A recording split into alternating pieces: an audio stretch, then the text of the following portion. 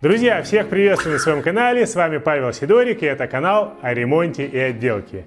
На моем объекте в новостройке установили новую входную дверь. В этом ролике я расскажу, по каким критериям я выбирал входную дверь. Также покажу весь процесс установки с комментариями и скажу, на что обращать внимание. А также расскажу про интересные фишки, которые можно купить вместе с дверью. Полезные фишки. В общем, будет много информации. А сейчас немножечко перемещаемся во времени назад и начинаем по порядку.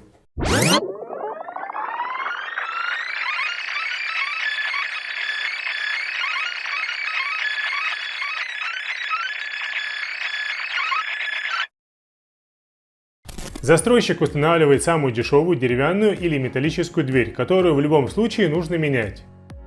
На этом объекте дверь практически картонная. У меня в квартире будет установлена входная дверь от компании «Стальная линия». Модель Tetra, 100-я серия. Примерно 80% моих заказчиков ставят двери этого производителя. «Стальная линия» — это самое оптимальное соотношение цена-качество. Сначала я покажу установку, а затем на примере установленной двери я расскажу, по каким критериям я ее выбирал. Первый этап — это замер. Даже если вы можете померить дверной проем самостоятельно, я все равно рекомендую вызывать замерщика, тем более, что эта услуга бесплатная. Есть очень много нюансов, вы можете неправильно померить дверной проем, и в итоге дверь будет заказана неправильного размера. Например, можно промерить дверной проем вместе с доборами. Перед замером проема дверные откосы от застройщика нужно демонтировать, чтобы видеть реальный размер дверного проема.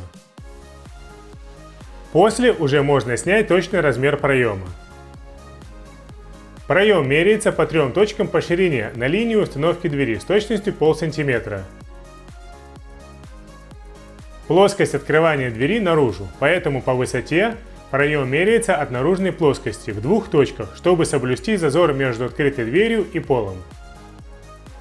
Дополнительно померили откосы для изготовления портала из того же материала, что и дверь, но я об этом расскажу на этапе отделки дверного проема.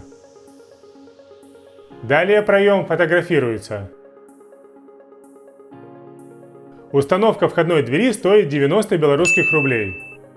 Демонтаж старой коробки с сохранением стоит 15 белорусских рублей. Замерщик посоветовал монтировать дверь дополнительно на монтажные пластины, так как проем монолитный и отверстие под анкер может быть как раз напротив арматуры. Это стоит 15 белорусских рублей. Также есть еще услуга подрезки полоски плинтуса из плитки в подъезде без демонтажа плитки. Очень актуально. Услуга стоит тоже 15 белорусских рублей. Следующий этап — это доставка. Дверь довольно-таки тяжелая, весит примерно 130 кг, и к тому же в упаковке она еще объемная. 2 человека дверь транспортируют при помощи специальных ремней, которые перекидываются через плечо. Без ремней мы эту дверь поднимали вчетвером. После подъема на этаж дверь распаковывается, ее нужно проверить.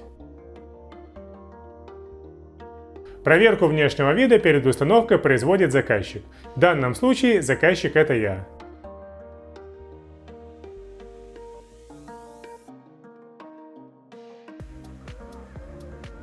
С дверью все в порядке, можно производить установку. Старая дверь демонтируется аккуратно, с сохранением коробки, для того, чтобы ее можно было продать. Такую дверь продают по объявлениям за 45 белорусских рублей. Частично окупится установка.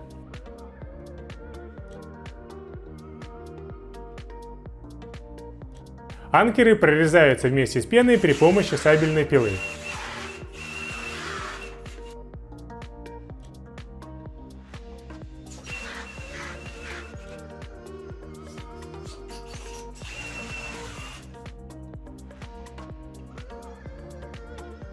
Дверь вынимается целиком вместе с коробкой. Затем счищается пена и убирается мусор. Параллельно второй мастер-установщик собирает дверь, вставляет цилиндры в замки и прикручивает ручку. На раму приклеивается малярная лента для того, чтобы рама не испачкалась пеной. Дверь будет установлена на анкеры через коробку и дополнительно присверлена еще на 6 монтажных стальных пластин.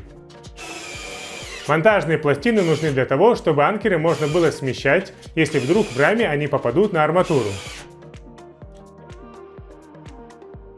Арматуры в проеме много, так как он монолитный.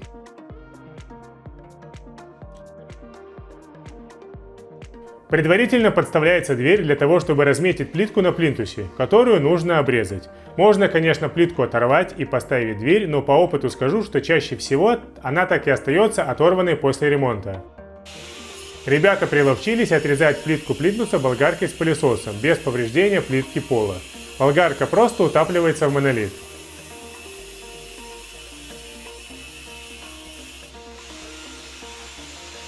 После подрезки плитки устанавливается дверь.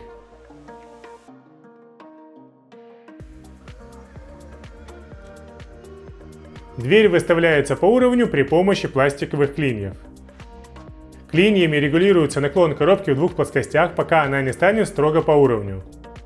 Уровень – это самый главный критерий, по которому нужно принимать установленную дверь. После того, как выставили раму по уровню, при помощи клиньев можно все крепить анкерами.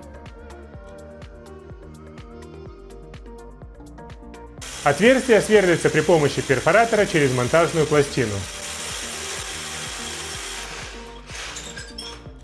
Вставляется анкер и разжимается внутри отверткой.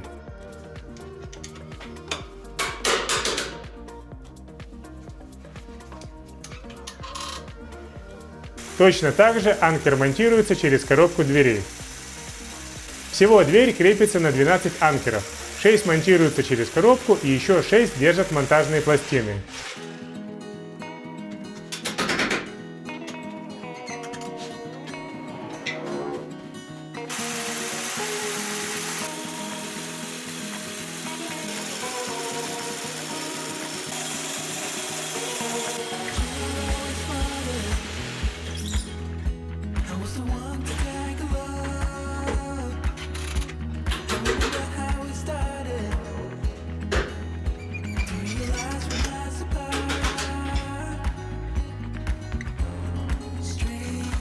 После того, как зафиксировали дверь, вскрываем ключи и проверяем, как закрывается и открывается дверь.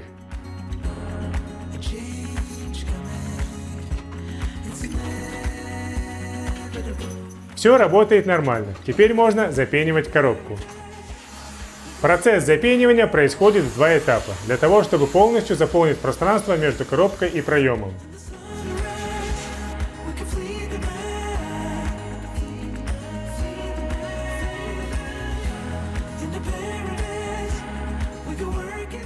Предварительно наклеенная на раму малярная лента предотвращает попадание пены на поверхность.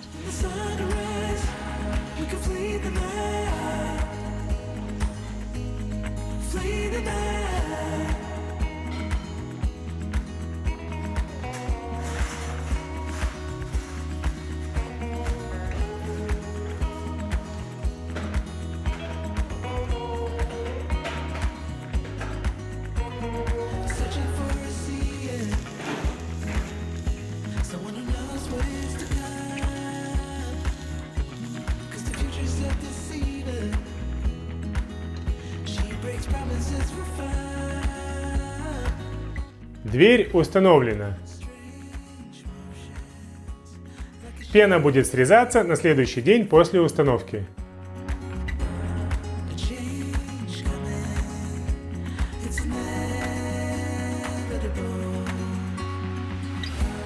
Как обслуживать дверь? Каким образом обслуживается установленная дверь?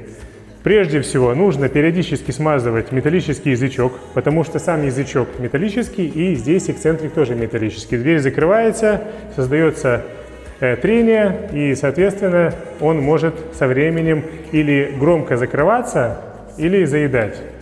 Также есть отверстие для смазки в петлях. В идеале дверь чуть-чуть приподнять и сюда можно закачивать смазку. Ну и еще можно смазывать вот крутящиеся элементы в броненакладках. Не сам механизм замка, а именно просто элементы.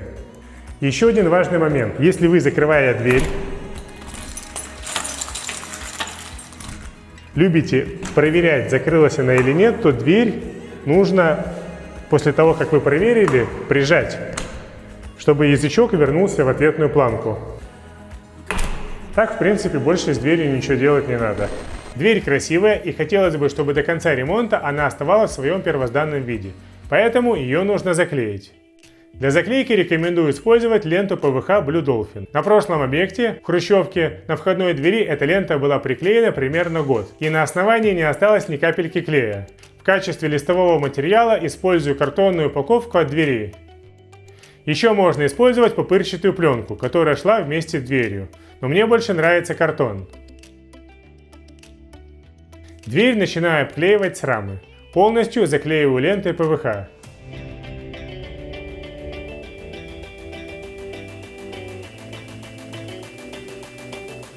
Примеряю картон и вырезаю нужный размер. Далее приклеиваю лист к двери. Прорезаю отверстия под ручку и замки. Полностью приклеиваю картон по периметру полотна. Чем хорош картон, в отличие от пленки, он держит механическую защиту. Например, можно случайно ткнуть в дверь профилем для гипсокартона.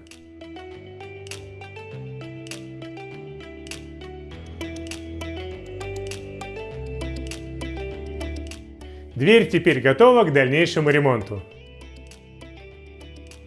По каким критериям я выбирал входную металлическую дверь? Самый главный критерий для меня – это шумоизоляция. У двери, которая была установлена, максимальный уровень шумоизоляции. Это 100-я серия. Есть 60-я, 70-я, 80-я, 90-я, 100-я серия. Цифра говорит о толщине дверного полотна. Чем толще дверное полотно, соответственно, тем лучше шумоизоляция. Внутри минеральная вата. Также у этой серии максимальное количество контуров уплотнения – 4. 3 находятся на коробке и 1 на двери. Уплотнитель немецкий Schlegel, он обеспечивает герметичное примыкание дверного полотна к коробке, соответственно препятствует проникновению запахов и звуков со стороны коридора. Хорошо влияет на шумоизоляцию наклеенные панели МДФ. В 100-й серии внешняя панель МДФ 16 мм. Второй критерий – это, конечно же, внешний вид и качество материалов. Если честно, вообще мне нравятся яркие, эффектные двери.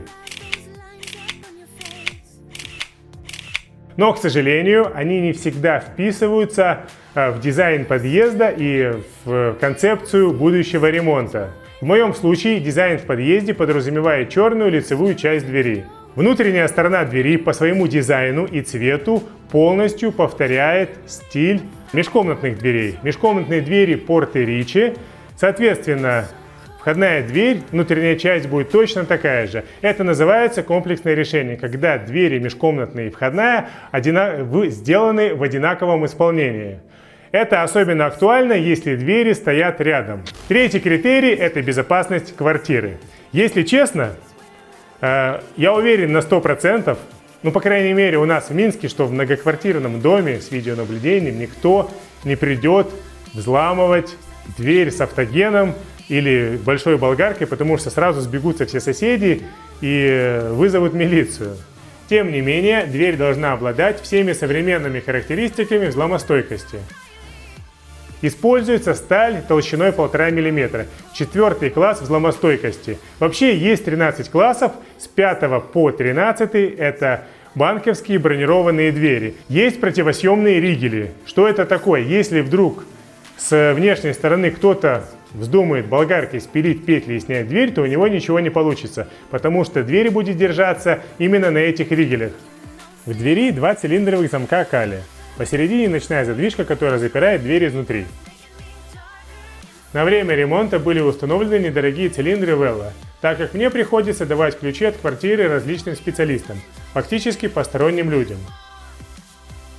После ремонта будут установлены цилиндры немецкой фирмы Abus. Помимо того, что эти цилиндры отличаются высокой надежностью и безопасностью, Самая главная фишка – это возможность создания мастер-системы. То есть вы одним ключом открываете разные замки. В моем случае у меня для 2 замков будет один ключ. Если я поставлю точно такой же цилиндр, допустим, в офис или в дом, то у меня будет один ключ от квартиры, офиса и дома. Дубликат ключа можно сделать только в том случае, если у вас есть карточка владельца Abus. Если вдруг вы потеряете ключ, то цилиндры можно перекодировать. У Abus есть разные системы, ознакомиться с ними можно будет по ссылке в описании. Также можно заказать ключ со встроенным чипом от домофона. Еще из дополнительных опций был заказан порог из нержавейки. Ручка и внутренние накладки черного цвета. Внутренняя часть рамы по RAL окрашена в белый цвет. Сейчас пошла тенденция на цифровые замки с бесключевым доступом. У меня уже были заказчики, которые устанавливали подобные замки.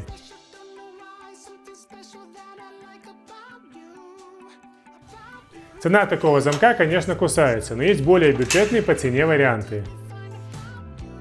Например, замок Danalog, который управляется при помощи телефона. Дверь может открываться ключом, так и дистанционно при помощи телефона.